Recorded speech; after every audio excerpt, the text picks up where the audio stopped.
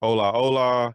I'm Trek with 2Ks, And I am 3D, and welcome to Metaverses The Other Side. brought to you here on the Gentlemen of Crypto Network. Just a heads up, this episode is before we had the idea of bringing the Twitter spaces to the Gentlemen of Crypto Network. And so that's why we're talking about the stuff that we're talking about in this episode. The ability The so, plot armor.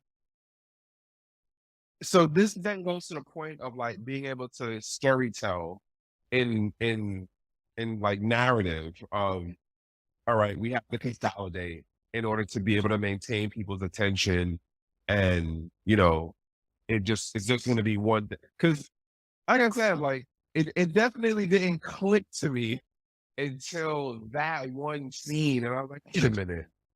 There's no mention of other metaverses, because the other part before that was he was trying to get the senator to give him the green light for the license.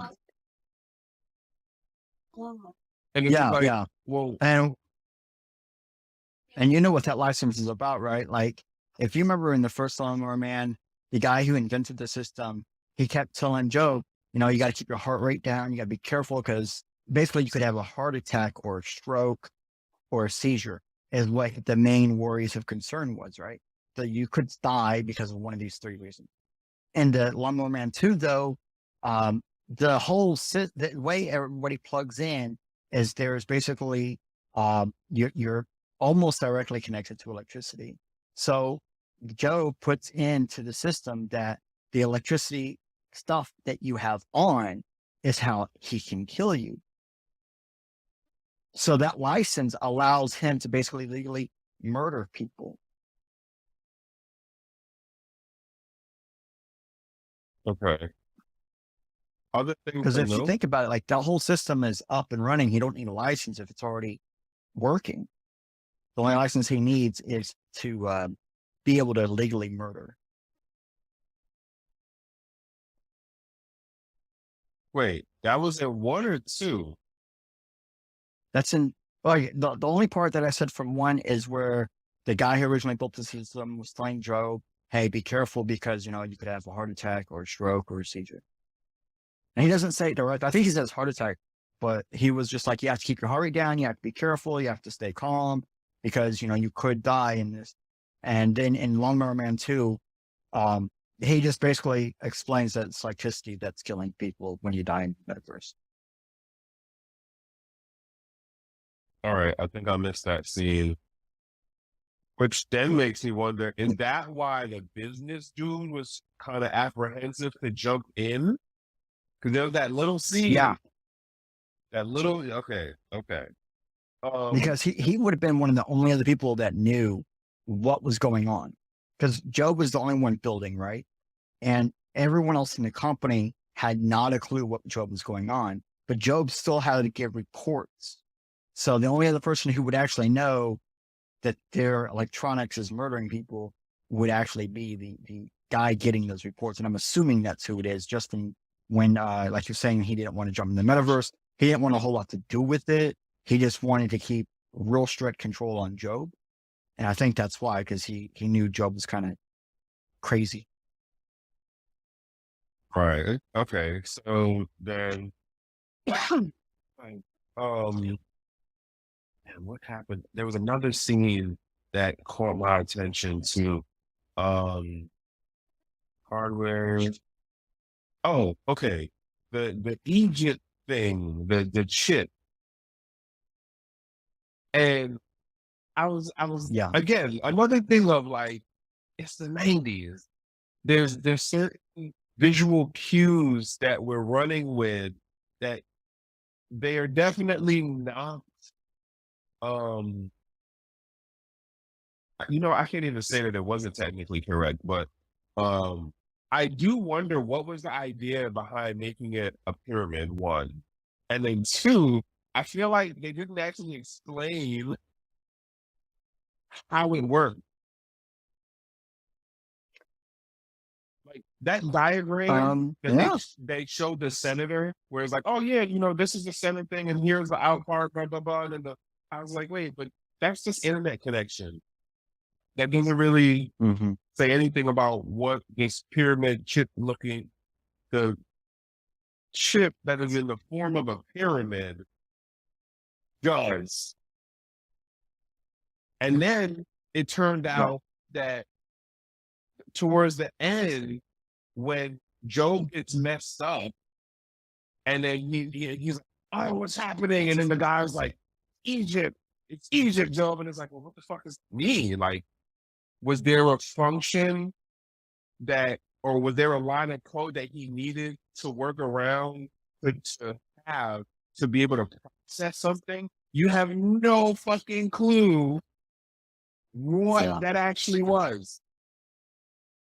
Now I get why they say Egypt, because somewhere in the beginning to middle of the movie, they do make a lot of references to Egypt and the river and something else, and each one stood for a different either person or entity. Like one of them was the old original creator, but I think what they're really referencing is there was a plague in Egypt I think that's actually what they're referencing. I think this is almost like a recreation of that whole plague thing. And then also I did notice that the 80s and 90s, like when you had me watch that Running Man or Blade something, Blade Runner. Yeah. I noticed they have a giant ass pyramid in that movie.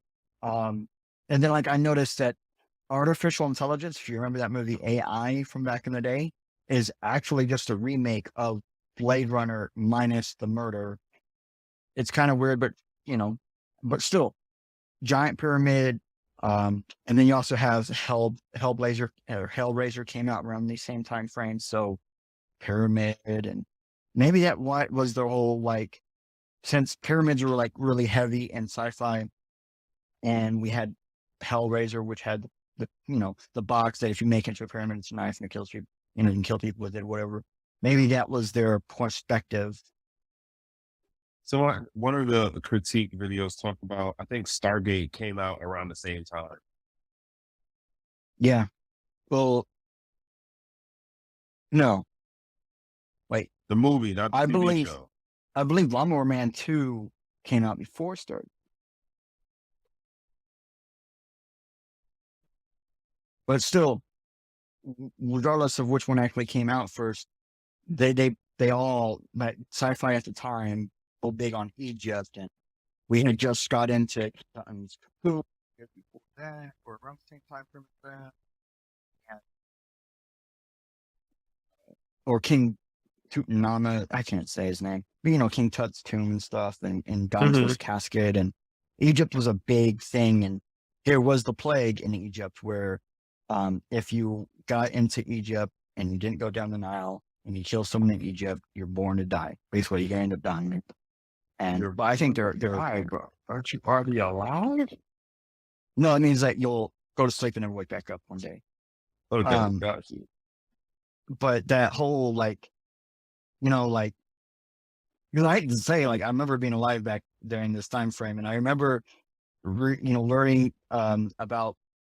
They opened up the tomb, they did all this stuff, and I think it was actually like they actually got into his casket and was able to view him and all this other stuff, and people were freaking out. There were people going on TV and stuff saying, like, everyone is doomed because we haven't physically gone down the Nile.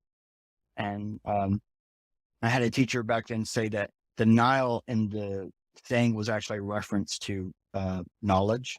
So in Egypt, everything is a double alternative. So everything means two things. If you see a picture of a bird, it also has another meaning, not just the bird or what that bird means in Egyptian to English, but like I know when you see the river signs or symbols, it doesn't just mean the Nile. It also means information or knowledge. And if you look at how information and knowledge is done on electrically, it's done in a sine wave, right? So you have your one on, off, you can set sine waves, and it has that similar shape. And for some reason, I honestly think they were putting all these similar references because it was kind of big at the time, sci-fi, pop culture, and then it was big news back then. So I'm sure you remember the, 95, 94? That's when this one came out, right? Yeah, I think it was. I don't remember the year right now. Damn, I'm like, where was I? In 95. I don't even know right now, honestly. I gotta think about that one. Where was I? Like, yeah, I'm sorry. I got other Telegram joints coming in right now, and the fallout is I'm all right. I didn't really want to say anything about it, but like this contagion situation for TX XTX's situation, it is definitely having a ripple effect. And for those who jumped over on the Revolution side, we will be getting into that next week on that side of the spaces. But this is all about metaverses. But go ahead, say what you're gonna say. I was just gonna say, FTX got caught selling off Bitcoin for cash like crazy, and Bahama regulators already cracked down on it. And since like 5 to 10 minutes after it was public that the Bahama regulators set in and stopped them from being able to do that, like Bitcoin started going back up. So it's obvious that the amount of Bitcoin that the owner of FTX was dumping was large. I mean, we could almost compare some of these crypto exchange guys that had their entire exchange went down. The guy that did Celsius, the guy that did FTX, they're very similar to Joe. They all were going big, going hard as they can. They all, ended up with massive companies. And in the end, like they were all trying to cause some kind of harm. Like Celsius, it doesn't seem like they were actually causing harm, but Celsius behind the backs of everybody was dumping, and they were doing bad trades and risky investments. FTX also, people were saying that he's been dumping for over 6 months now. And then Job was obviously trying to become a new form of God in the digital space. Is that the phrase, what is it? Manglomaniac? Is that the word? That does sound familiar. Oh, this because Job was crippled. Nope. Remember his legs in the original one, at the very end when he makes love in the thing or whatever, he has the lockout where he gets locked out of his brain for 20 something years. When he comes back into his brain, because I think the ideal was, I want to say it was like the DVD version or something. They were talking to the director or whatever. And I remember hearing him say, well, he hadn't used his legs in 20 years. Why would he know how to use his legs on Earth? So like, because in the digital space, he doesn't use legs. So when they put him back in his brain, he was unable to use his legs. In the first one, but in the second one, he was like walking. No, the first one, he mowed lawns. No, but he was just autistic. Okay. So, and the second one, he's in a chair the whole time. Naturally, you see him being wheelchaired around the company. It's true. Okay, you know what else I just thought of? So at the end of the movie, right, when everything starts blowing up, for whatever reason, he gets blown out of the chair. And I was like, what the fuck? Why is he blown out of the chair? I don't know. That just had me. Oh, did the fact of if people got blown up in the car, flew out of the car. Like, yeah. Like I said, like there's definitely certain things about the movie. Like, what did I think? I thought was interesting how they did the scaling. Granted, texture wise, like the actual virtual world itself, it was, well, I mean, it could just be a world that has that level of shininess and, smoothness to it. But like, if we look at where we are now in virtual reality and metaverses and stuff, and seeing how the environments can have different textures and you can actually see those differences. Like, I don't know, like it kind of had me where I was like, all right, like I get the scale of, I like the scale idea of how grand they showed it to be, but then to realize like, I mean, but yeah, it was the 90s. So like, this was like the hottest shit in the 90s, you know what I'm saying? Yeah, yeah. If you've ever seen like the original Pixar films, um, early 3D graphicing couldn't bitmap. They couldn't map on top with textures and stuff. So everything had either that plasticky or shiny look.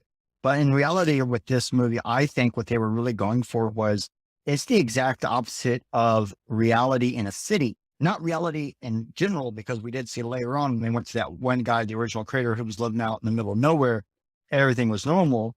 But in the city, it was dark, grimy, gritty, it was nasty. Mm-hmm. So the metaversal space was the exact opposite. It was shiny, it was new, it was hard, it was, hard edges, The and all that contrast. stuff. And yeah, because they that to me, that's a marketing trick. If you really want to sell something to someone, show them the exact opposite of where they stand, right? Mm. You want to sell something to an Eskimo, show them the beach, sell them the beach type thing. But that's how I look at it. But to be honest, in reality, a lot of that really was 3D graphic.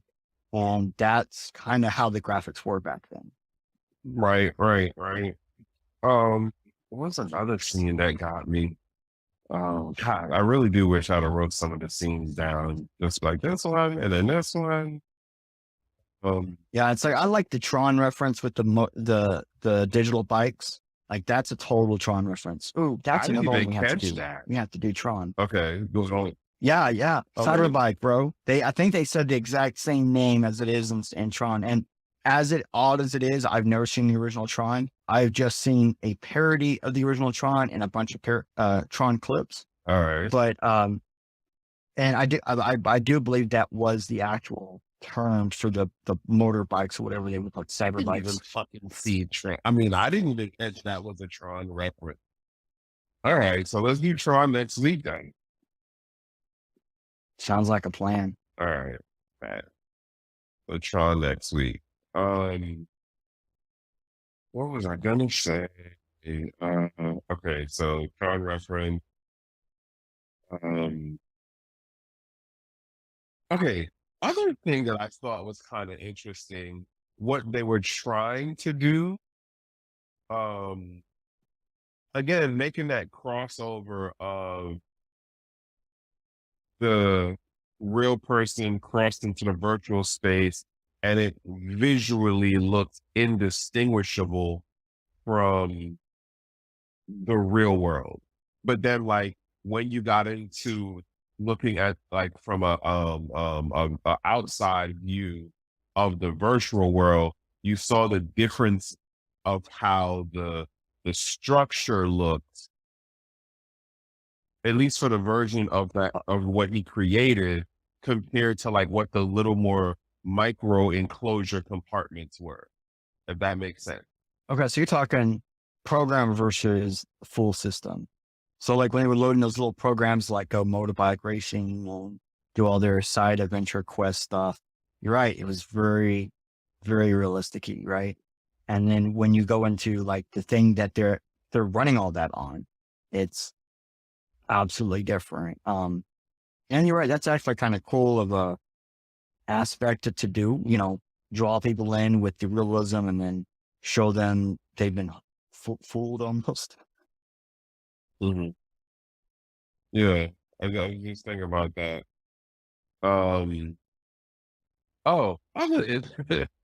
Interesting thing of note again. For quote, as far up in the years as they were, it still amazed me that the two main cars you saw were really old vehicles.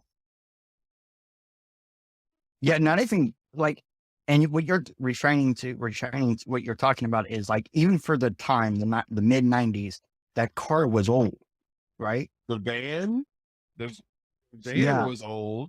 Yo, how about, okay, so now I'm like, wait, is Ready Player One, the movie, and the van that what you call it had, is that a thing to Lawnmower Man?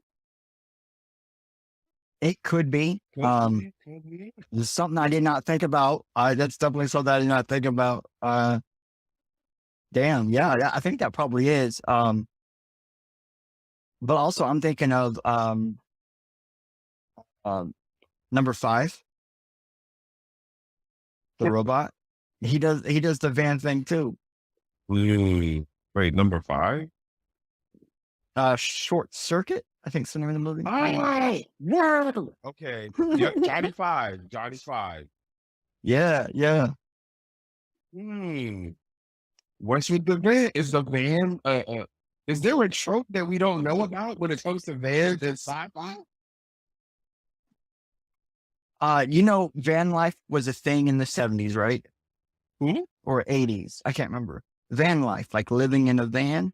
Maybe for that time frame, it was retrospect to, hey, we think people are going to go back to that because, they say fads loop, but it's definitely a great call from the mid 90s and 80s because people will definitely be doing that now where I got a friend who lives in a van. He's like, well, it's not actually a van. It's a bit bigger than a van, but he's like, yeah, I don't give a fuck because I'm always home. I want to go see a game. I go and I'm always home. And it's just like, bro, you're not lying. But also the people I know who live in vans, they're also big gamers.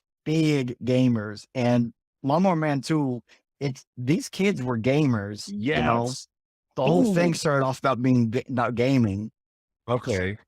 Speaking of that, the kids in particular, what I thought was dope, there was voice search, Alexa, Google. They didn't call them none of that, but they were doing voice search. And I was like, oh, we got it right. There's voice search going on. Yeah, gesture to voice search. Because you notice, like, anytime they did a voice search, they'd move their hand up a little bit. And it was almost like they're telling the system, hey, I want to search. Like, they just do a quick flip with the wrist, and then they say, yeah. And that's all they had to do, just do voice search. And that's actually like right now, like, I think it's my wife's brother. He has a VR headset, and he does this thing with he'll have the hand thing, and one goes down, one goes up, and it brings up the menu. Yeah, I was definitely like, when I seen it the first time, I was like, wait a minute, did they just actually just do the search off of voice? I was like, okay. And then there was like a couple other scenes where it happened, and I was like, oh, hey. Yeah. Because I remember, like, there's a scene where they got, like, in the vines or something, and he just kind of yells aloud, and they do a pan out to all of them sitting in their chairs or whatever, and his hand is moving. And it's like, yeah, that sounds okay. That sounds like a real legit setup. Okay, but here's the other funky thing to realize. We are where we are right now with Alexa, Google search, Alex, Bing's, whatever the hell the name of that joint is. But yet, we can't do voice search in the metaverse. Yep. So the movie beat us. Decentraland. Folks, what are y'all doing? We have the voice search technology. Why have we not integrated these things? I think they were too busy on doing spatial audio recognition and stuff where, like, as you get closer to someone, their conversation gets louder. But yeah. But like right now, technologically speaking, doing voice search in a metaverse, it's not like it's hard. Imagine the data storage you have to have, because in some countries there are laws where if you do voice search, you have to hold on to that data for a minimum of 4 years. Shit, you gotta do shit for 7 years. Yeah, and then my thought too on that was just like, damn, you like that's a whole nother setup to always have the thing, the system, or the algorithm on that's monitoring for when the person says the triggering phrase to start the search. Mm-hmm. So that's Now, see, nowadays we can do stuff like we can store the trigger phrase in a chip, right? And all that chip does is it outputs a hash. And then when you talk, or the device hears what you're saying all the time anyways, and it's constantly putting together hashes of what you're saying. And when it sees that hash, boom, okay, it activates. Like that was a system that was super old, and we still use it. Like most of your smart TVs use that setup. And that's the only way we can actually have one that's pretty accurate and not wasting a lot of energy. I could only imagine what the technology actually would have been in this movie to do that, because they do it seamlessly, like, you know, because it's a movie, but right. just like if you ever use like any kind of app that does voice recognition, it fucking sucks. Mm-hmm. Mm-hmm. Right. That is for true. That is for true. Okay. Think back to all the Instagram posts where they're like, Alexa, blah, blah, blah, Alexa, blah, or Siri, blah, blah, and Alexa are just like, did you see something? But it's always still recorded and listening. Always still recording and Yeah. listening. All right. So real quick, for the future reference and other listeners, there is housekeeping that needs to be done. We would greatly appreciate for folks who listen to this later on, who shared it with their friends and like other people that they know who would be interested in our ramble and ideas and curiosity and expressions of interest in metaverses. And so we would appreciate that, the like, the share, the, hey, you know, hit us with a DM and be like, all right, what's the next topic going to be? Or like, hey, why don't you guys talk about X, Y, Z related to metaverse stuff?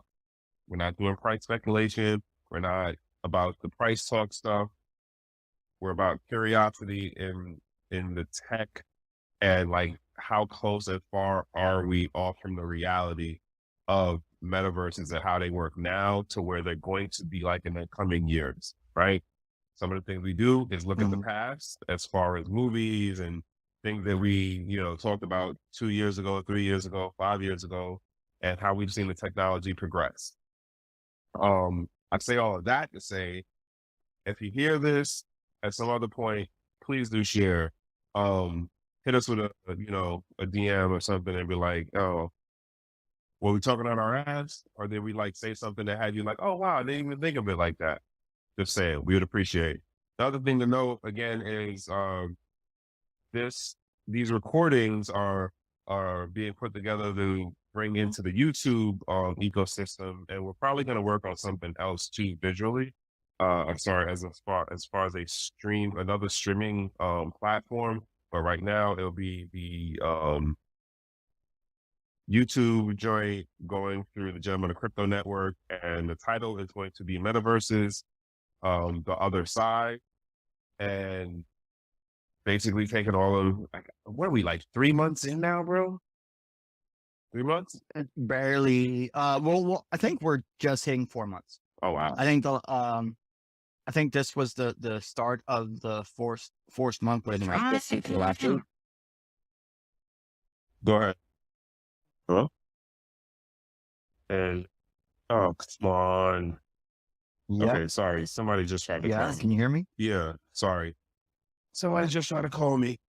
But yeah, so sorry, bro. No, there's on the person trying to call me. I got a text come back, but what was I saying? Yeah. So in the 4 month period. So there's that. Also in December, we are speaking at the what's this thing called right now? The crypto Must Reach conference.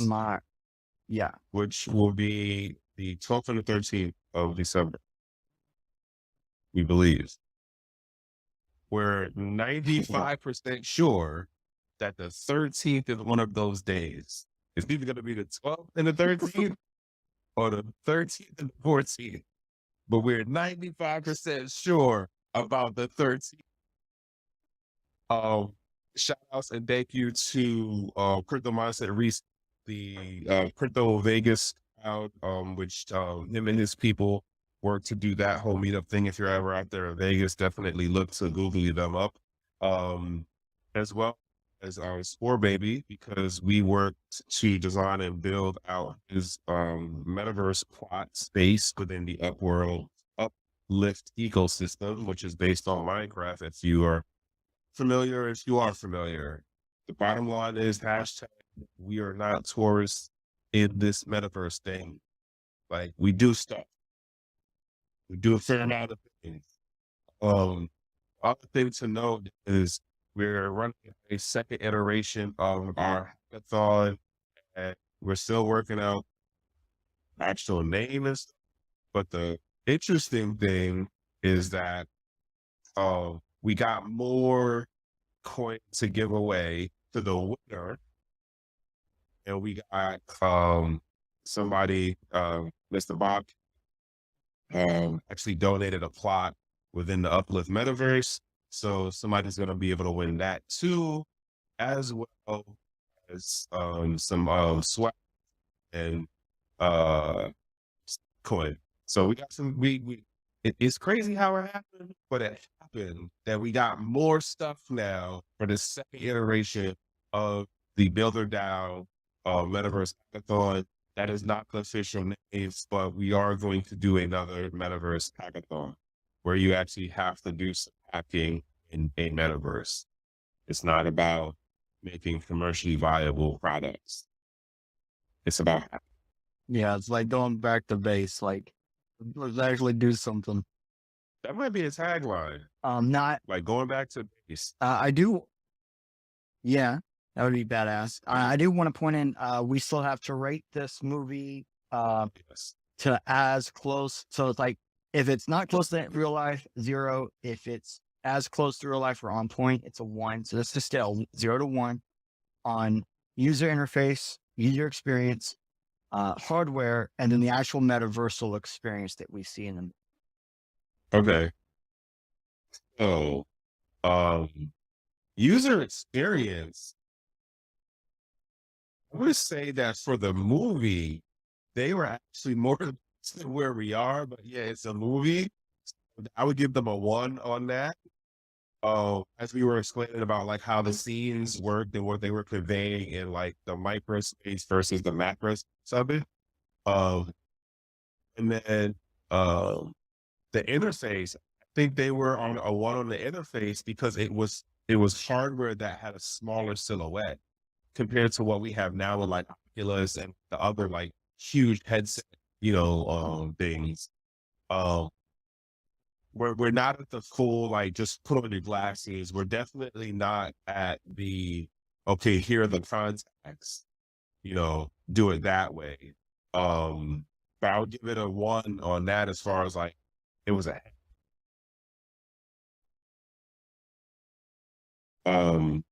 yeah. And what about, and the hardware?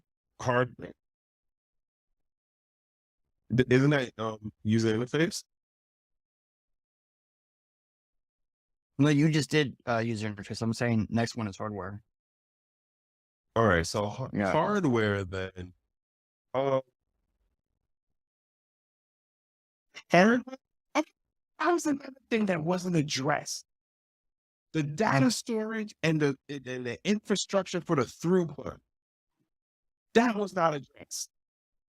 That's the other thing I want to.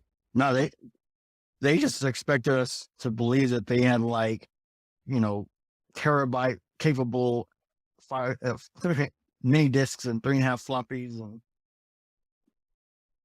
like there was also something off in the number. You remember when the dude was like, "Hey Doc, all the memory and blah blah blah is gone," and he said a number or something. I don't remember what the number was, but I'm like, I feel like that was like a big number for back then, but nowadays we're just like, I mean, that's on my like 2010 smartphone. Like, you know what I'm saying? Like every one of those. It's not pretty lot right now. Yeah. But I don't remember what the number was. Oh, all right. So hardware wise,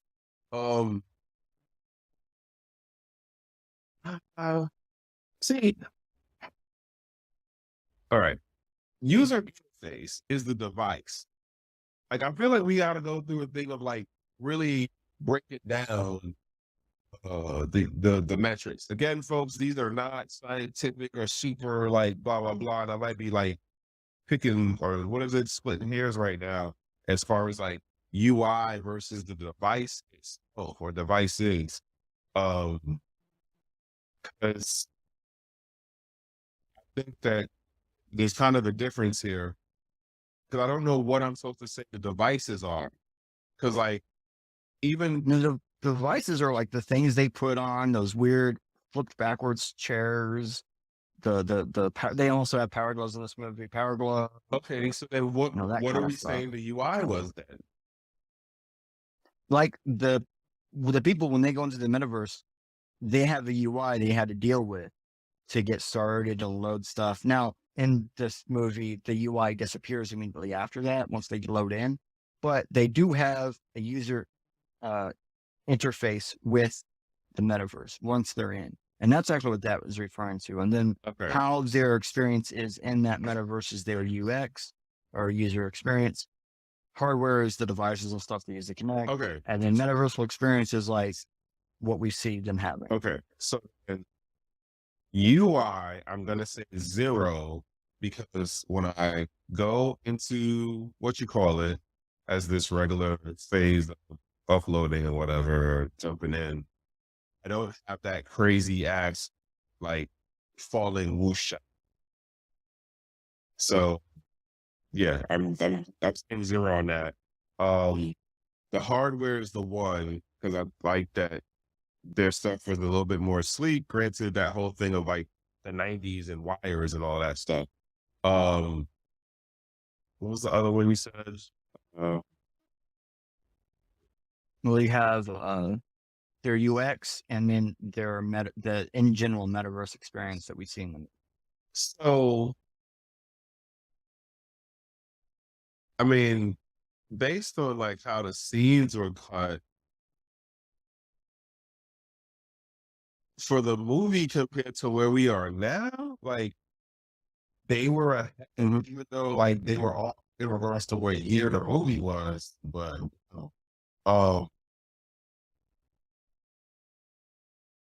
I'm gonna give it that. When I think about this, they were having real life sensory experiences without haptics. Yeah. Oh, So they just used electric shock and that's it. I'm gonna give that a 1 then. I'm gonna give that a 1. Okay. Like before I brought it up, this is how I know what the options were because I went to that one I DM'd you and I just and I wrote up so I gave their UI a 0. I don't feel like the users and their metaverses got the same experience we have in ours, as in like how they interface with it. UX, I put a 1 because we do have metaverses where you can float and stuff like that, and flying is a big thing in metaverses. Right. And I noticed in their metaversal experience, that's the main thing there. I put hardware as a 1 because we do see some of the hardware we see in the movie. We actually physically see some of this stuff. And then metaversal experience, I also put a 1 because in general that I'm looking at like how Joe really is interacting with his space. Like, okay, we have that in metaverses where you have in metaverse builders, or you have virtual reality builders, and they all interact and stuff. And I just feel like that experience really is there. Like,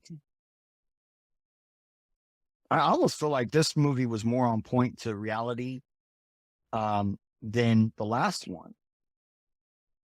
Which is What about you? I agree. Like once getting through X amount of the acting and the flow of the story arc, but just looking at it in terms of like the metaverse components to it, definitely ahead of the curve. Definitely not 100%, as we said, about like the UI part of it, but it was definitely showing some things that I'm like, man, like y'all did better in that than like where we at right now. We got better equipment and more actual tech. But granted, it's a movie though. Yeah, I agree there. It definitely was ahead of us. I definitely agree Right. there. Okay. So yeah, I mean, that's another one done in a review. I don't know where else to go with that one. Lawnmower Man 2. We chopped it up with zeros and ones and what we thought it did. If you didn't catch that, I think you'll check out a post on that. Oh, send me the link on that so I can add that into like our note stuff. What else? What else? What else? I don't know what else to say. Uh, if you if you if you don't like, I don't want to say cheesy sci-fi movies, but if you're not a fan of the '90s era of sci-fi, this is not your movie. If you're somebody who likes to just geek out on old movies, especially sci-fi stuff, this might be your movie. Granted, you might not recognize none of the actors in this movie. Actually, no, what's his name? Ah, Yeah, like the kid ended up becoming really famous. The guy who plays Joe is still really famous, and then the original creator guy is really famous. what's his name who played Job? He's in a slew of sci-fi movies for the 90s. And he was in stuff for the 2000s. He's Matt Yeah, IMAX. and I think the main Is it IMAX? yeah That was the name of the show, IMAX? Where he was a dude in the TV I show? think it's either the name of the character or Max Drive, and that might have been something else. Nah, it's not But yeah, but I was gonna say the main creative guy. I think he in Jurassic Park. Wait. And I No, I don't know. think so. See, where the hell is ACU right now when you need him? Not here. Because he was the one who brought the movie up to begin with. Anywho, I get on him another time. Nonetheless, we have definitely gone longer than the usual hour that we do, and we started an X amount later than we usually do. Just want to say, Xavier, hey, did you want to say anything on this? Like, do you remember this movie, bro? Like, we appreciate that you actually like them to listen. And I'm sorry we got into our own little like back and forth mode as we do. But did you want to jump in on anything? And you give me like the last comments as we close out? Yes, no, maybe so. Do you? Okay. On my side, I'm just seeing him as listener. Do you see Yeah, him raising I his sent hand? him a request earlier a couple times, but Okay. I'm not sure if they went through, or he might be on computer. Okay, gotcha. Well, nonetheless, bro, we appreciate you for tapping in. Thank you, man. And like you said, next week we are going to get into Tron, which is like a super cult classic for the sci-fi genre. Yeah, so looking forward to that because like I feel like I'll have a new appreciation for it watching it this go around in light of everything going on with metaverses and virtual spaces and computers and shit right now. So for sure. And dude, I just checked. I was wrong. That guy I was talking about, he didn't play in Jurassic Park. He played in The Lost World. There's a Jurassic Park Lost World, so I got confused in my brain. Gotcha. All right. But yeah, like, yeah, it's a good movie. I'm ready to rewatch Tron. I haven't seen Tron. I've only seen a parody of Tron, which was really funny. And we're watching the original Tron, so not the newer one. Yeah, original. It was like, I forgot what year that was. But nonetheless, that was just happening next I week. want to say 87. Right? It was definitely a early one. But next week, Thursday, 8 p.m., we will work to be on time, and we'll have some other things popping out. So please do tap into the Builder DAO account here on Twitter for things that we'll be just, throwing out, popping out for what we're doing and things that catch our attention. Other than that, folks, have a good evening. All right. All right. Enjoy, everybody. Later, bro.